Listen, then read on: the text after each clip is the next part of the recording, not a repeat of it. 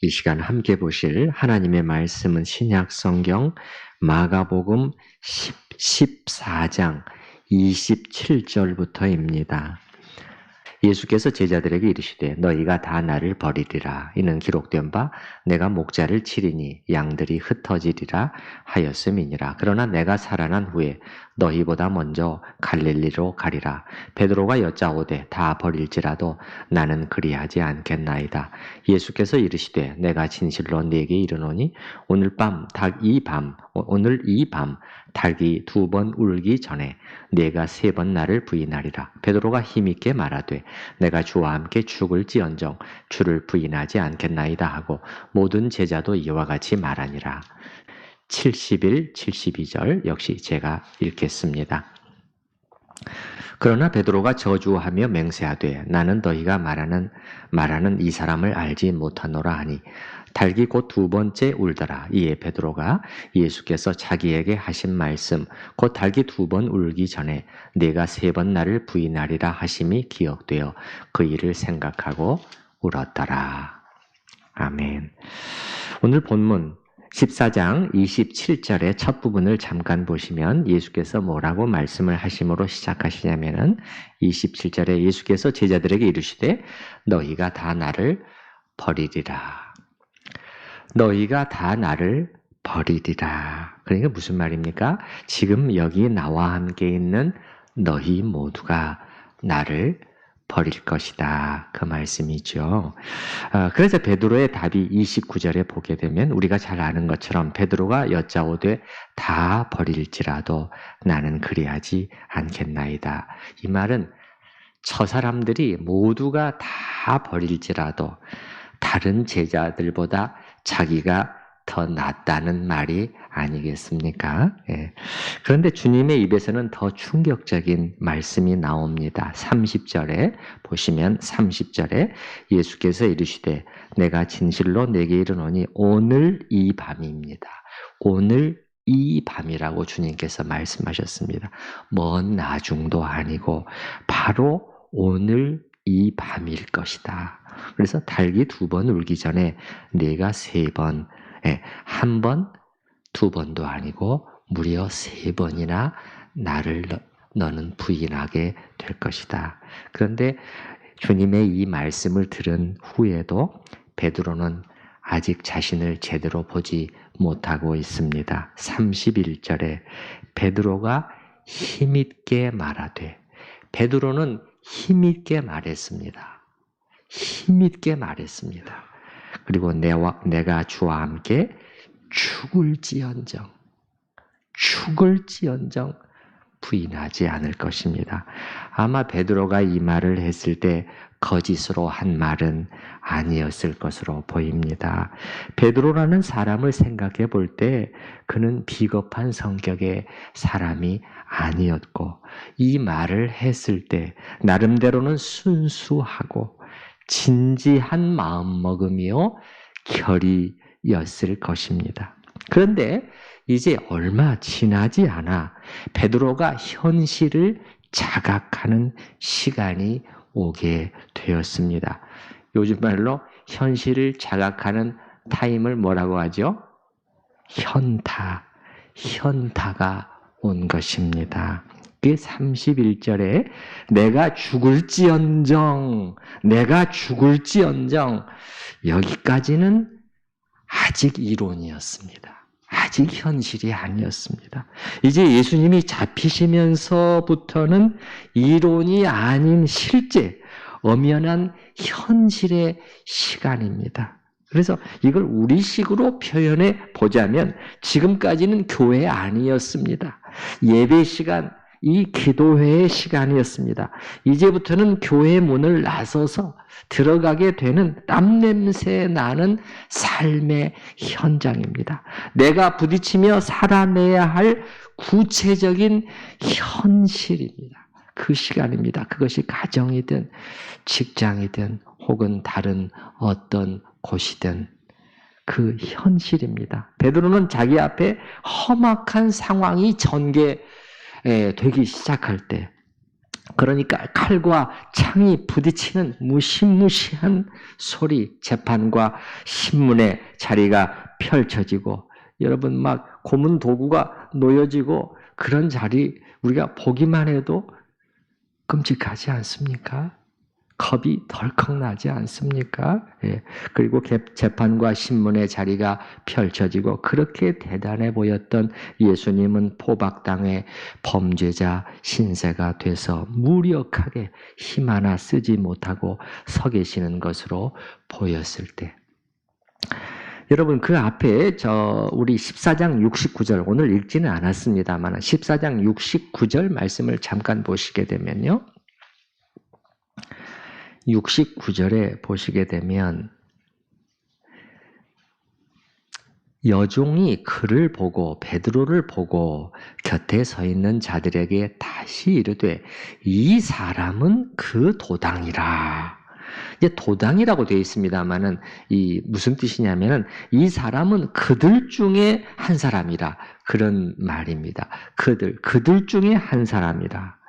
베드로는 전에는 예수 무리 속에 있다는 사실은 안심이 되었고 은근히 자랑스러운 일이었어요. 그래서 전에는 이 말 들으면은 저 사람도 그들 중에 한 사람이라 들으면은 이제 어깨를 으쓱할 정도였습니다. 그런데 갑자기 이 말이 그들 중에 한 사람이라 이 말이 베드로에게는 가장 무서운 말이 되어버렸습니다.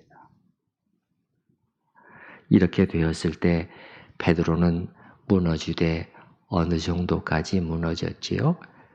저주하며 맹세할 정도로 무너졌습니다.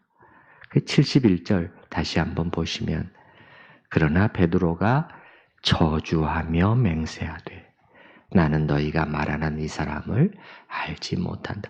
저주했다는 것은 예수님을 저주했다 그런 뜻은 아닙니다. 이런 뜻입니다. 내가 예수를 안다면 하나님께 저주를 받아 죽어도 좋다. 이제 이렇게 했다는 것입니다. 철저히 무너진 것입니다. 그리고 우리가 아는 것처럼 베드로는 이 일 후에 많이 울었지요. 72절 다시 한번 보시면 72절 이에 베드로가 예수께서 자기에게 하신 말씀 곧 달기 2번 울기 전에 내가 3번 나를 부인하리라 하심이 기억되어 그 일을 생각하고 울었더라. 그 일을 생각하고 울었더라. 자기가 깨어지는 부서지는 순간입니다. 그러면서 베드로는 제자도라는 것이 과연 무엇인가를 다시 생각하고 절실히 깨닫게 되었을 것입니다. 저는 오늘 아침에 이 제자도라는 단어를 한번 사용해 보기를 원하는데 제자도라는 것은 뭐냐면은 간단히 말해서 예수님을 따르는 제자의 길을 말합니다. 우리 한번 따라서 해보셨으면 좋겠습니다. 제자도, 예수님을 따르는 제자의 길. 이게 제자도라는 것입니다. 이 신약 성경에 보게 되면 우리 생각하고는 달리 제자라는 것은 어떤 특별한 일부 신자들을 가리키는 단어가 아니고 모든 신자들을 가리키는 단어입니다. 하나님께서는 모든 그리스도인들을 제자가 되도록 부르셨다는 것을 말해 줍니다. 제자도, 그것은 이론이 아닙니다. 그건 이론도 아니고 멋진 말이나 기도만도 아니고 또 아름다운 찬양만도 아닙니다. 우리는 제자됨에 대해서 아름답고 멋있는 기도나 찬양을 드릴 수 있지만은 제자도는 그게 전부가 아닙니다. 제자도의 핵심은 순종입니다. 뭐라고요?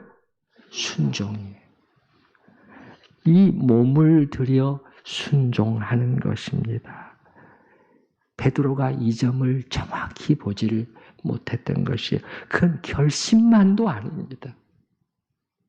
몸과 이 몸을 들여서 순종하는 것, 그것이 제자도예요. 그것도 과격할 정도의 순종을 요구합니다. 이 점을 주님은 아주 분명히 하셨잖아요. 사실은 이미 제자들이 잊어버려서 그렇지. 예수님께서 아무든지 나를 따라오려거든 그거잖아요. 따라오려거든 이게 제자의 길이잖아요. 이게 제자의 길이잖아요. 예. 이 길을 따라 걸으려면 어떻게 해야 된다고 주님께서 말씀하셨죠?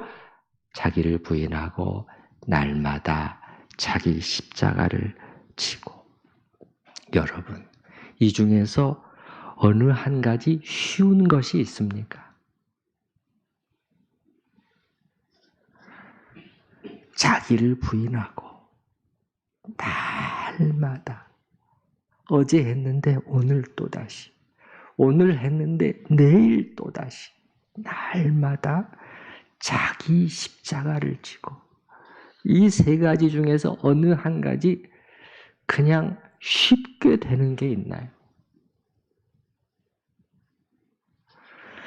날마다 자기 십자가를 지고. 제자도는 그냥 이론이 아닙니다. 당시 로마 시대에 자기 십자가를 지고 예수님께서 십자가라는 단어를 사용하셨는데, 이 로마 시대에 이 십자가형이라는 것이 로마의 언어로 크룩스라는 단어인데, 크룩스, 이 말장난이 아니었던 것처럼 말이죠. 사람들이 이 단어를 들었을 때는 가장 끔찍한 죽음을, 이 지상에서 생각만 해도 몸서리 쳐질 정도의 죽음, 그 단어가 로마 사람들이 들었던 크룩스라는 이 단어였습니다. 사도 바울은 예수님을 따르는 제자였잖아요. 예수님의 말씀에서 이 점을, 예수를 따라가는 제자도란 무엇인가, 어떤 성격의 것인가를 정확히 배웠습니다. 그리고 실천했죠.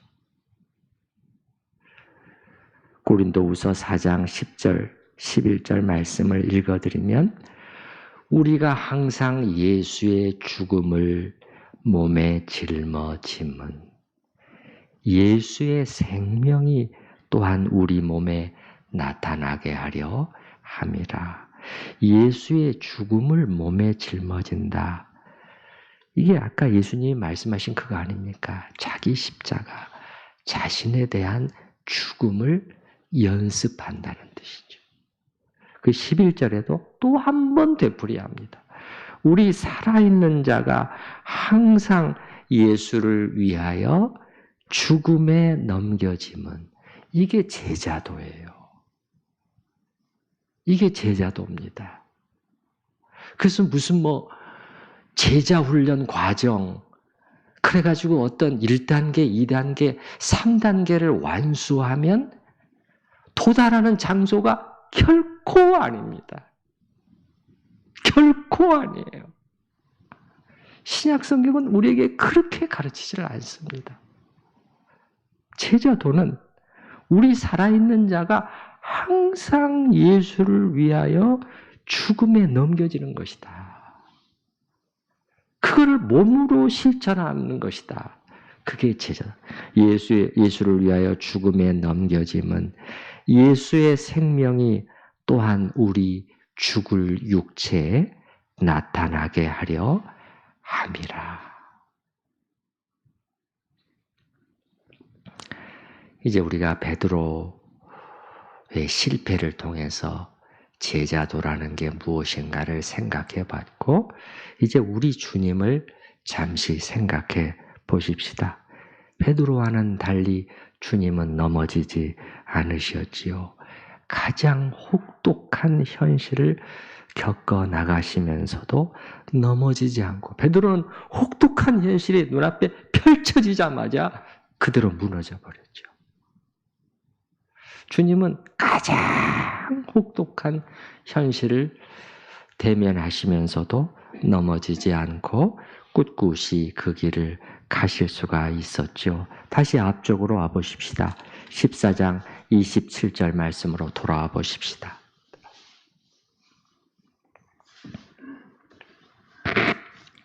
(27절) 말씀, 예수께서 제자들에게 이르시되 너희가 다 나를 버리리라. 이 일은 실현됐습니다. 여러분, 실현됐어요. 예, 사실 버림과 배신은 이미 시작되었습니다. 이미 시작됐죠. 저 앞에, 여러분 앞에 14장 10절로 돌아가 보시기, 앞으로 가보시기 바랍니다. 14장 10절 말씀. 12 중에 하나인 가룟 유다가 예수를 넘겨주려고 대제사장들에게 갔습니다. 이미 시작됐어요. 이미 시작됐습니다. 그래서 여러분, 주님도 그 밑에 17절부터 21절까지 지금 이 일을 얘기를 하시잖아요. 네. 18절에 내가 진실로 너희에게 이르노니 너희 중에 한 사람 곧 나와 함께 먹는 자는 누굽니까, 여러분? 가장 가까운 사람 아닙니까? 가장 가까운 사람. 정말 함께 하자. 그렇게 약속했던 사람이 나를 팔 것이다. 이 말씀을 쭉 하신단 말이에요. 주님께서 21절까지 이 말씀을 하시는다는 것은 뭐냐면은 이 사건이, 이 배신의 가장 가까운 제자의 배신이라는 이 사건이 주님께 작은 일이 아니었음을 의미하는 거예요. 작은 일이 아니었음을 의미하는 거예요. 그래서 27절에 있는 것처럼 이 버려지고 배신당하는 것, 이건 이론이 또 아니잖아요. 이게 이론입니까? 예. 우리가 현실에서 이런 일을 겪을 때 이건 정말 쉽지가 않아요. 다 나를 버릴 것이다. 내가 혼자서 힘들게 싸우고 있는데 모두가 모른 척 구경만 하고 있고, 자, 뭐 어떻게 되나 보자. 뭐 어떻게 되나 보자. 그거잖아요. 그래서 모두가 다 나를 버린 느낌을 받았을 때, 여러분, 이런 각도에서 시편 22편을 다시 한번 읽어보시면 주님이 느끼신 극도의 외로움과 절망감을 금방 감지할 수가 있어요. 이 외로움도 고난에 속합니다. 우리가 주님의 고난에 동참한다, 그 말 속에는 주님이 맛보신 극심한 고독을 조금이라도 맛보는 것입니다. 조금 더 구체적으로는 어떻게 해서든 이 외로움을 벗어버리려고 하는 것이 아니라 주님을 생각하면서 다 나를 버리리라. 모두에 의해서 버림받으셨던 그 주님을 생각하면서 그 고난에 동참하는 마음으로 외로움을 견디어내는 일이 포함이 됩니다. 그러면 우리 주님은 이런 가운데 어떻게 넘어지지 않고 이 길을 끝까지 가실 수 있었는가? 오늘 본문에 나오는 2가지만 간단히 말씀드리려고 합니다. 첫째로 주님은 이 모든 과정 속에서 혹독한 현실 뒤에 있는 하나님의 손길을 함께 보셨습니다. 뭘 보면 알 수 있죠? 27절을 다시 한번 보시기 바랍니다. 27절. 예수께서 제자들에게 이르시되 너희가 다 나를 버리리라. 그렇게 말씀을 하시고 기록된 바 그랬잖아요. 기록된 바 내가 목자를 치리니. 근데 기록된 바라는 것은 무슨 말입니까? 하나님의 말씀에 이렇게 나와 있다. 이거 아닙니까? 그러니까 주님은 무슨 얘기예요? 이제부터 일어나는 일은 주님의 말씀대로 되는 일이다. 그 뜻이에요. 주님은 눈앞에 벌어지는 현실만 보신 것이 아니라 하나님의 손길을 함께 보고 계셨습니다.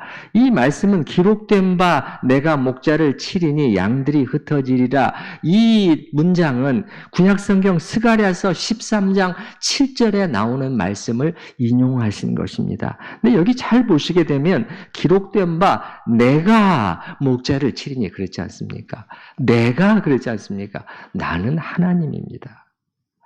치는 분은 하나님이시다. 하나님이시다. 그러니까 예수님께 있어서 이 일은 우연히 일어난 일이 아니었어요. 그냥 사람들이 그냥 배신을 때린 것, 사람들이 일으키는 음모와 체포와 신문 이런 것만이 아니요. 내 아버지께서 또한 하고 계시는 일이다. 이게 신비인 것이죠. 사람들은 하나님을 거슬러서 죄를 짓고 있는데 그것을 통해서 하나님은 당신이 계획하신 그 구속의 일을, 위대한 구원의 일을 이루어가고 계시는 신비인 것이죠. 근데 아버지께서 하고 계시는 일이다. 그렇다면 예수님의 이제 마음속에는 아버지께서 주시는 잔을 내가 마시지 않겠느냐. 이렇게 되는 것이죠. 그리고 그 아버지는 끝까지 내 곁에 서서 나를 붙들어 주실 것이다. 아버지께서 하고 계시고 내가 그 아버지의 뜻을 따라서 그 순종해 가는데 그 아버지께서 나를 버리실 수가 없는 거죠. 사도 바울도 이런 확신 가운데 이 외로운 길을 걸었습니다. 그가 쓴 마지막 편지에서 말하기를 다 나를 버렸으나 그렇게 또 말을 했잖아요. 디모데후서 4장 16절에 보면 내가 처음 변명할 때 나와 함께 한 자가 하나도 없고 다 나를 버렸으나 이 역시 하나님께서 사도에게 맛보게 하신 말할 수 없는 외로움이었습니다. 제자의 길을 걷고 실천하고자 하는 사람이 사람으로 하여금 주님은 꼭 이 과정을 통과하게 하십니다. 그러나 바로 그 다음 절에서 그는 말하지 않습니까? 다 나를 버렸으나 주께서 내 곁에 서서 주께서 내 곁에 서서 나를 강건케 하심은 새로운 번역에서는 주께서 내 곁에 서서 나에게 힘을 주심은 우리도 주님의 고난에 동참하면서 이 고난을 이겨내려면 이 고난의 현실 뒤에 있는 하나님의 손길을 함께 볼 수 있어야 합니다. 둘째로 주님은 이 현실, 절망적으로 보이기만 하는 가장 가까운 동역자들마저 배신을 하고 저주하며 부인하고 이 현실, 절망적으로 보이는 현실 너머에 있는 희망을 또한 보심으로써 견디어 내셨습니다. 자, 28절 말씀을 보십시다. 28절 말씀. 27절 말씀에 내가 목자를 치리니 양들이 흩어지리라 하였음이니라. 그럼 28절은 그러나로 시작합니다. 반전입니다. 반전입니다. 그러나 내가 살아난 후에 살아난 후는 부활의 영광을 보고 계시는 것입니다. 여러분은 부활의 영광을 보고 계시나요? 여러분은 무엇을 보고 계십니까? 내가 살아난 후에 그 다음에 보시면 너희보다 먼저 갈릴리로 가리라. 먼저라는 것은 뭡니까? 너희도 갈릴리로 가게 될 것이지만 내가 먼저 가서 거기서 너희를 다시 만나게 될 것이다. 이 뜻 아닙니까? 무슨 말입니까? 승리의 지혜가 있게 될 것이라. 주님은 이걸 보셨습니다.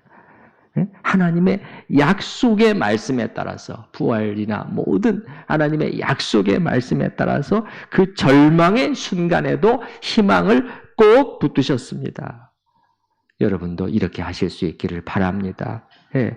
그래서 주님은 그 외롭고 힘든 길을 포기하지 않고 끝까지 걸어가실 수 있었다는 것을 오늘 본문 말씀을 통해 알 수 있어요. 우리에게도 하나님의 약속이, 이 약속의 말씀이 풍성하게 주어져 있지 않습니까?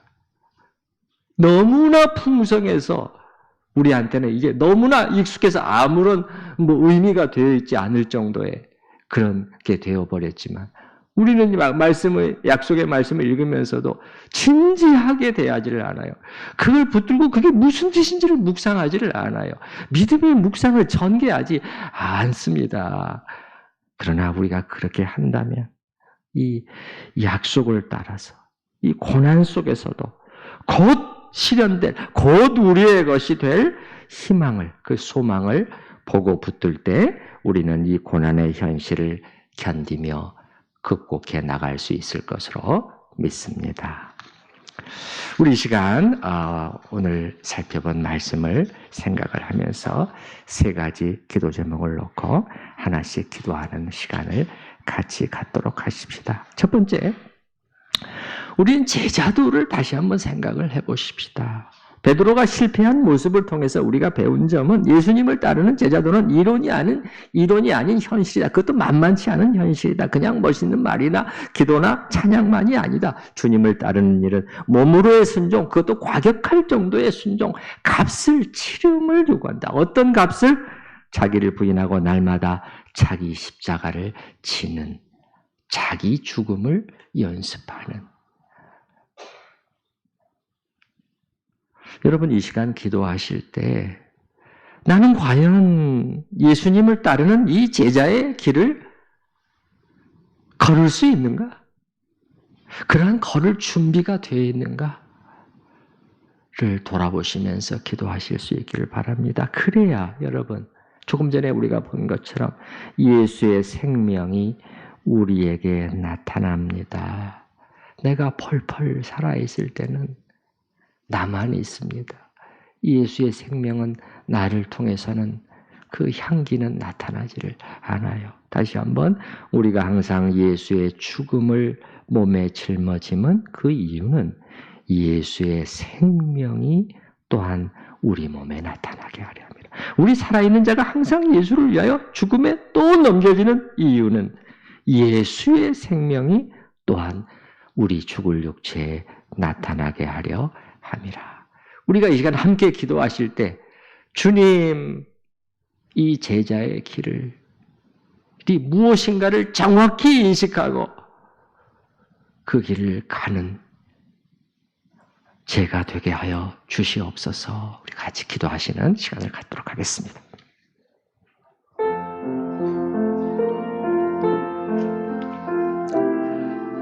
주여, 아버지 하나님, 아버지 하나님, 아버지 하나님, 아버지 하나님, 말하라 제자를 과격할 정도의 순종을 좀 이 길을 회피하지 않게 하여 주시옵소서.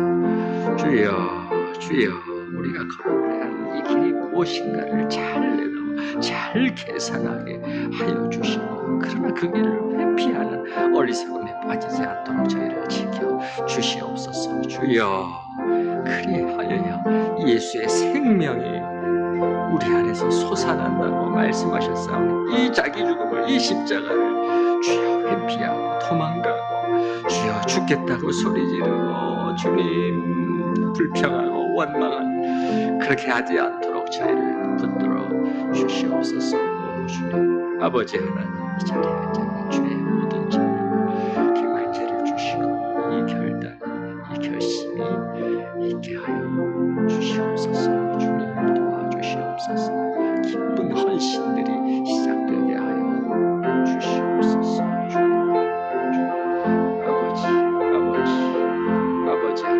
아버지 하나님, 인내하지 않게 해주시옵소서. 복된 길 아닙니까? 복된 길입니다. 주님 이 길로 감히 죽음의 고난의 동산으로 불러주시니 감사합니다.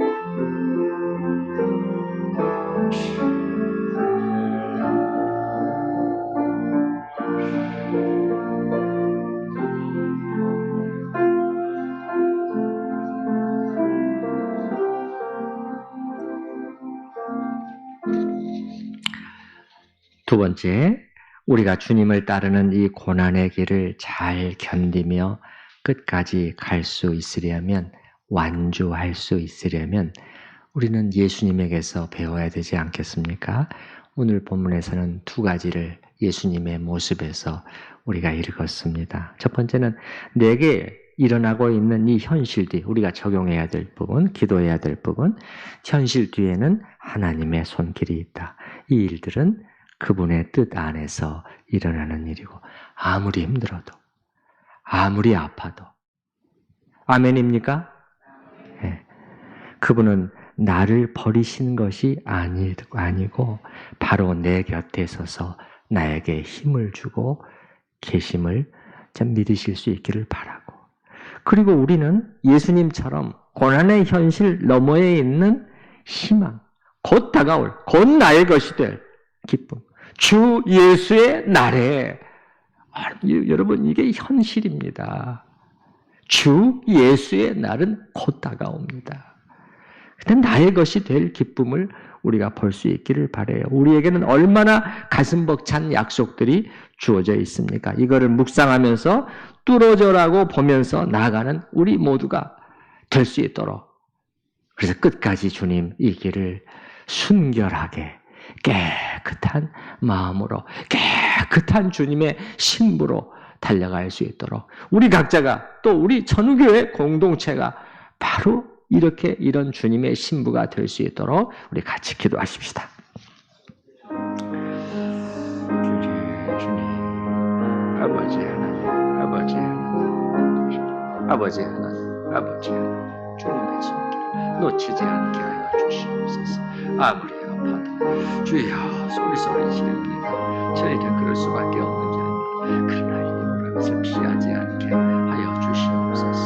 아버지께서 나를 절대 버리신 것이 아니요, 내 곁에 서서 붙들고 계신 것, 주여 보게 하여 주께서 내 곁에 서서, 주님 내 곁에 서서 나에게 힘을 주고 계시는 하나님이시여, 내가 순종하는 길을 걷는 계시오.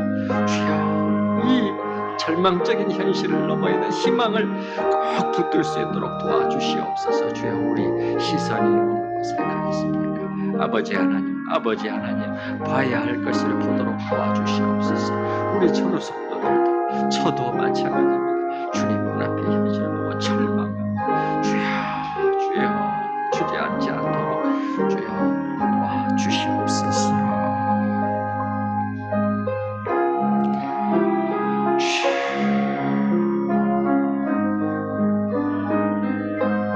세 번째로, 오늘 말씀은 아니지만 저는 빌립보서 1장 20절 21절 말씀을 놓고 우리가 기도했으면 좋겠습니다.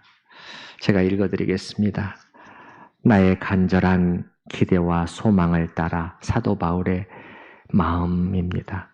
나의 간절한 기대와 소망을 따라 아무 일에든지 부끄러워하지 아니하고, 지금도 전과 같이 온전히 담대하여 살든지 죽든지 내 몸에서 그리스도가 존귀하게 되게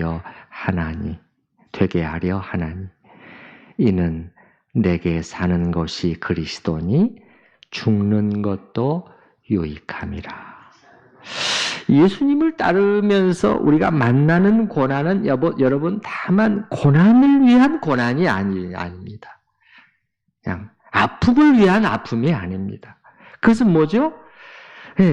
내 살든지 죽든지 내 몸에서 그리스도가 존귀케 되는 것이죠. 나를 통해 예수님이 높아지시기를, 나를 통해서 하나님이 드러나시고 영광을 받으시기를, 그것을 위해서 모든 것을 부인하는 그 고난인 것입니다. 그렇기 때문에 살든지 죽든지입니다, 여러분.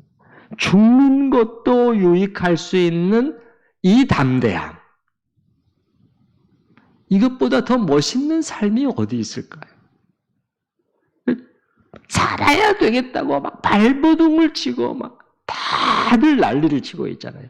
살아야 되겠다고 더 많이 벌어서 더 많이 가지고 더 자랑하고 싶겠다고 발버둥 치고 있잖아요. 근데 죽는 것도 유익함이라.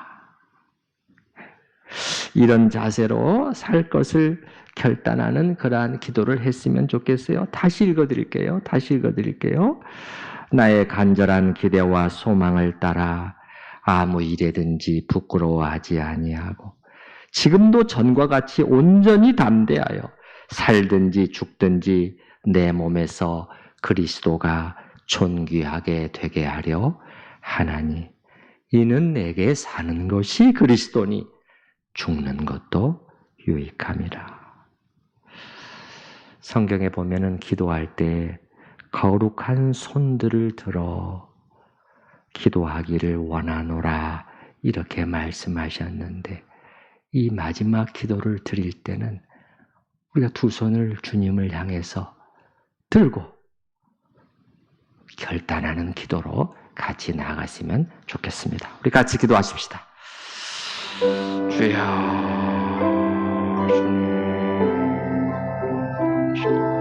아버지 하나님, 이는 내게 사는 것이 그리스도, 죽는 것도 유익하니 주여, 아버지 하나님, 거룩한 결단을 있게 하여 주시옵소서. 세상에서 가장 멋있는 삶을 살다가 가기를 원합니다. 아버지 하나님, 다 죽기 싫다. 살아야 되겠다고 발버둥치며 살아가는 이 세상 속에서 주여, 우리는 정말 그런 쓰레기 더미 속에서 갇혀서 인생을 낭비하다 살지 않게 하여 주시옵소서. 아버지 하나님, 우리의 이 들어진 주님을 향해서 들린 이 손이 참으로 거룩한 손이 되기를 원합니다. 아버지 하나님, 하나님을 향한 깨끗한 결단과 헌신의 그런 시간이 되기를 원합니다. 아버지, 거룩한 성령이시여, 거룩한 영이시여, 우리 마음에 이 말씀을 주장하여 주시옵소서. 말씀을 주장하여 주시옵소서.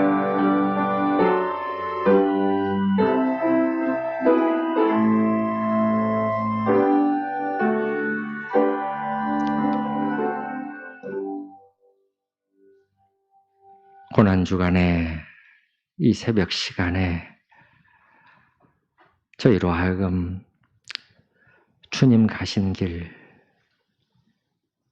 그 길을 따르는 또한 이 제자의 길이 무엇인가를 주님의 분명한 이 생명의 말씀을 통해 저희가 다시 저희 안에 각인케 하시고 이를 위해서 기도하며 또한 다짐하게 하신 이 은혜를 감사합니다. 아버지 하나님, 사람들은 밝은 것을 좋아합니다. 고난, 고자도 싫어합니다. 그러나 이 안에, 죽음 안에 생명이 감추어져 있다는 사실을, 십자가 안에 무한한 영광이 숨어 있다는 것을 그들은 보지 못하기에 도망가 버립니다. 우리도 때로는 어리석어서 조금 힘들다고 소리 지르고 어떻게 해서든지 피하려고 하는 그러한 인간적인 약함과 우둔함이 저에게 있는 것을 아오니 주님 기도합니다. 저희의 마음을 늘 일깨워 주시옵소서. 주여, 우리가 어떤 길을 걸으면서 어떻게 살리요? 참으로 썩은 쓰레기더미에 갇혀서 살다가 인생을 낭비하지 않게 하여 주시고 가장 멋진 이는 내게 사는 것이 그리스도니 죽는 것도 유익하다 라고 외치면서 가는 멋진 인생들이 될 수 있도록 축복하여 주시옵소서. 예수님의 이름으로 기도하옵나이다. 아멘. 찬송가 한 곡 342장 1절 3절만 부르고 주님 가르치신 기도로 모든 기도회를 마치도록 하겠습니다.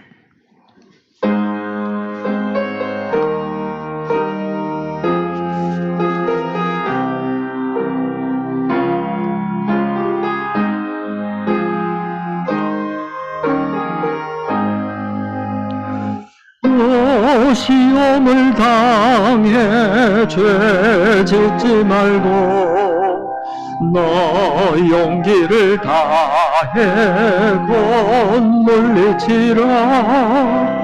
너 시험을 이겨 새 힘을 얻고 주 예수를 믿어 늘 승리하라. 우리 구주의 힘과 그의 위로를 빌라. 주님 내 곁에 서서 항상 도우시리. 아멘. 잘 이기는 자는 상 받으리니 너 낙심치 말고 늘 전진하라. 내 구세주 예수 힘 주시리니 주 예수를 믿어 늘 승리하라. 우리 구주의 힘과 그의 위로를 빌라. 주님 내 곁에 서서 항상 도우시리.